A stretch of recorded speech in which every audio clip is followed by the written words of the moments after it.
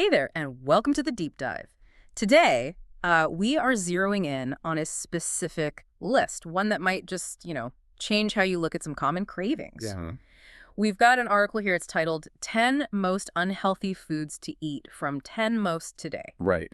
And our mission, really, in this deep dive is to pull out exactly what this source says makes these foods land on their unhealthy list. Yeah, to unpack their reasoning. Exactly. We're going to extract the key points, the specific reasons they give, and just help you get a focused understanding of the arguments in this particular piece. Okay.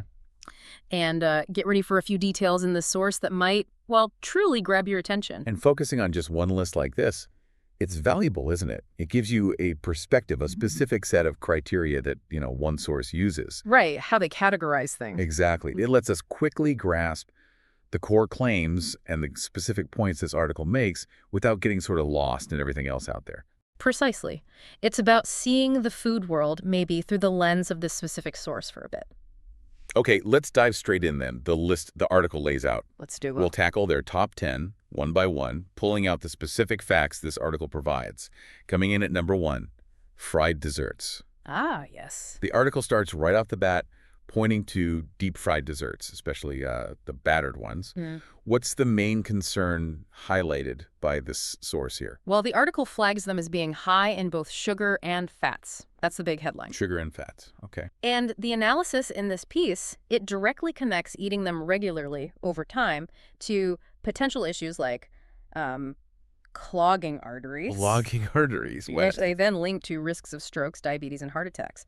It's a pretty strong connection the source makes right away. That certainly sets a high bar for unhealthy right out of the gate, doesn't it? Moving on, number 2, cheesy fries. I mean, fries themselves are a treat, right? But adding cheese? Well, that takes it to another level, for better or worse, according to this source. What specifically does the article say about this combo? This source really hones in on the sheer calorie and fat content, just the numbers. Okay. The article gives specific figures, noting a regular portion of fries, just on its own, is roughly 420 calories. 420 just for the fries. Yeah.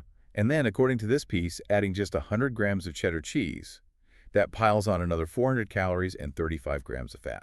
Wow. So you basically double the calories just with the cheese. Pretty much. The source emphasizes that combined effect, highlighting the dish's high calorie, salt, and fat load.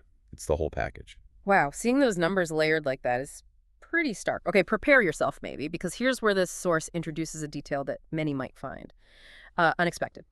Item number 3, pork scratchings. The article is quite direct about these. It certainly is, yeah. The piece points out these are simply, deeply fried pig skin covered in salt. It states this fundamental nature makes them one of the most unhealthy items. And yes, the article includes that detail about their preparation. The one I was thinking of. Yeah, it mentions pig hair is usually burned off before cooking in hot fat. But sometimes, apparently, some can remain. Ugh. While that detail stands out, the source's core argument, really, for their unhealthiness rests on their high salt and, the fact that they're deep fried. That pig hair point definitely gives you pause, though. Okay. Item number 4, canned soups. Right. Now, this one feels a little different from, fried pig skin or cheesy fries. Canned soups often seem like a convenient, maybe even kind of healthy option. What's the source's criticism here? You're right. In the context of this list, they do seem less obviously problematic. And the source does acknowledge they might appear more innocent.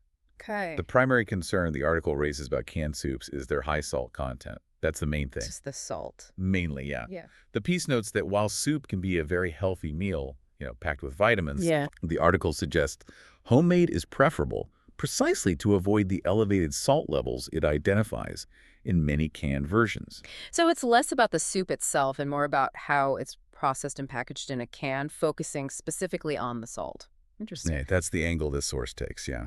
Let's look at number 5, cereals. A staple for many breakfasts.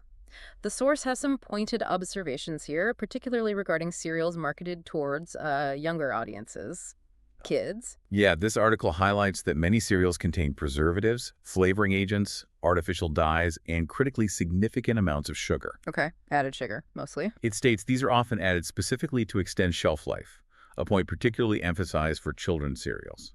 It even references a finding Oh. from the Journal of American Diabetic Association, stating that children's cereals in particular tend to contain more sugar, more calories per gram, carbohydrates, and sodium compared to other types of cereal. That's according to that finding reported by the article. Wow. So more sugar, more calories, more carbs, more sodium in kids' cereals based on that finding. According to that specific report, yes. So based on these points, the source suggests opting for low sugar and high fiber choices when possible. Makes sense. Okay, item 6. Fizzy drinks, soda, pop, whatever you call it. Right. The source includes these even while noting they aren't technically a food, but the points made about them definitely seem to warrant their inclusion on this list. Absolutely. The article links regular consumption of these drinks to potential risks like osteoporosis, tooth decay, and heart disease. Pretty serious stuff. Yeah. And it really drives home the point about hidden sugar, stating that an average Coke, according to their analysis, contains 10 teaspoons of sugar. 10 teaspoons in one can. That's what the source claims, yeah. And what's also noteworthy is the source's warning about diet drinks. Oh, really? Why is that?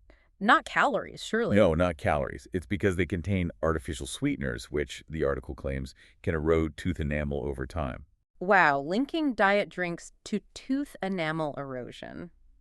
That's a detail you don't hear every day. Significant point from the source there. That is, yeah, quite specific. Number 7, processed meats. Things like sausages, hot dogs, that kind of thing. The source discusses the composition and treatment of these items. Right. The article states these meats are often modified with chemical additives and nitrates. It specifically mentions these are used to improve color and extend shelf life. Okay, so additives for appearance and longevity. Exactly. The piece notes that processed meats like sausages can be composed of, well, less desirable animal parts, leftovers. Leftovers, like what? It doesn't specify beyond leftovers and unwanted animal parts, but it also says they're typically high in fats and salt. Right. And the source directly links consumption of these processed meats to increased risks for conditions like cancer, heart disease, and elevated blood pressure. So according to this source, it's the processing and the additives, plus maybe the base ingredients that are the concern. That seems to be the argument, yes. Item 8, frozen meals. Ready meals. These are undeniably convenient, right? But the source suggests that convenience might come at a nutritional cost. Yeah, this article argues they offer little nutritional value. Pretty blunt. Little value. It explains that manufacturers add high levels of sodium and preservatives to make these meals last for months and months in the freezer. Right, the shelf life or freezer life. Exactly. So the solution proposed by the source is, again, to prepare and freeze your own homemade meals. It sees that as a healthier alternative to the ready-made versions mentioned in the article. Another vote for cooking at home from the source's perspective. Makes sense. Okay, number 9, donuts. We're back to fried sweets here. We are indeed. Donuts earned a spot on this list. No huge surprise, maybe, but what's the specific reason given? Well, the article points out again that they are fried, and it says they contain high amounts of trans and saturated fat. Trans and saturated fats, got it. They're characterized as empty calories. The source specifically notes a chocolate donut contains 350 calories and highlights their low nutritional value overall. The piece offers a somewhat poetic warning that your heart won't love them in the long run. Empty calories and long-term concerns, according to this article. Okay.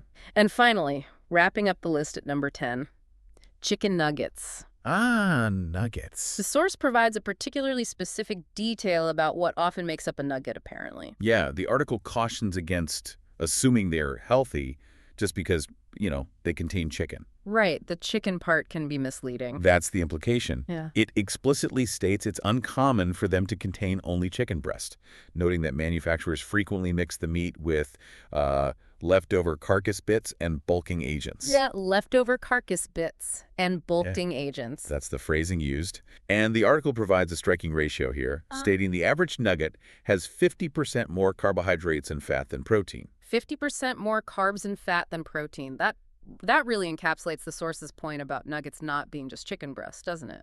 It really does. So the source's suggestion, similar to frozen meals and soups, is to make your own at home. Use lean breast and breadcrumbs to avoid the issues they raise about commercial nuggets. Makes sense. So looking across this whole list now, from fried treats and salty snacks to processed meats and convenient packaged foods, what are the major consistent themes? What does this article keep pointing to as reasons for calling these foods unhealthy? Well, the article consistently flags excessive levels of fat that include saturated and trans fats, high amounts of sugar, Yeah. both added and perhaps, implicitly hidden, Right. and very high levels of salt or sodium. Those three come up again and again. Fat, sugar, salt, the big three. Exactly. It also repeatedly mentioned the presence of preservatives and artificial ingredients and a general lack of significant nutritional value, often using that term empty calories. Okay. And the potential health consequences cited throughout the article cover a really wide range, include serious conditions like heart problems, strokes, diabetes, and cancer, as well as high blood pressure and issues affecting bones and teeth, like decay and that enamel erosion point we discussed. It really does methodically lay out why this particular source identifies these foods as unhealthy, detailing the specific components and the linked health issues from its perspective. It's quite focused. Exactly. The value here, I think, is in understanding the specific criticisms and the specific details the article chooses to highlight regarding the composition and potential effects of these particular items. It's their take. Right. So we've taken a deep dive into the specific list of 10 foods, carefully pulling out only the details and stated reasons provided in the source article, 10 most unhealthy foods to eat from 10 most today. We've seen this source consistently emphasize issues like high fat, sugar, and salt content, the presence of additives, and a perceived lack of nutritional value in the specific examples it lists. Those are the common threads. As you reflect on this deep dive into the source, what specific point kind of stands out to you now? Was it the surprising detail about pork scratchings in the hair? Maybe. Or the precise ratio given for chicken nuggets? That fat versus protein thing? Or perhaps the source's claim about artificial sweeteners in diet drinks and tooth enamel? Well, exploring the source material like this, it gives us a very clear, specific perspective from just one article.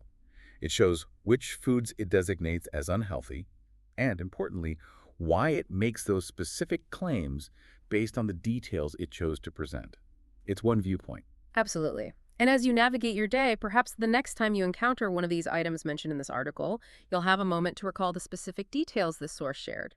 Maybe thinking about what this piece claimed is really mixed into that nugget, or the striking amount of sugar it associated with an average fizzy drink. It just gives you a little bit more to consider, straight from the source we explored together today.